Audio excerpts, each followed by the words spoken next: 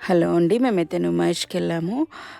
Ticket తీసుకొని మేమైతే లోపలికెళ్ళిపోయాము. వెళ్ళిపోయిన తర్వాత చూస్తే నార్మల్‌గా రెగ్యులర్ స్టాల్స్ అన్నీ ఉన్నాయండి. ఎవ్రీ టైమ్ వచ్చేవి నార్మల్ ఎగ్జిబిషన్స్‌లో ఉండేవి.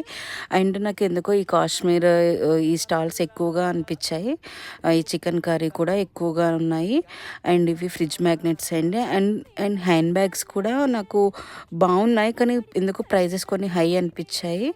నెక్స్ట్ వచ్చి రైడ్స్. ఈ రైడ్స్ అయితే రెగ్యులర్ రైడ్సే అండి. అండ్ ఇంకో థింగ్ ఏంటంటే ఫుడ్ స్టాల్స్ కూడా పర్లేదు చాలానే ఉన్నాయి. ఇది మన ఫేమస్ మౌంట్ ఎవర్.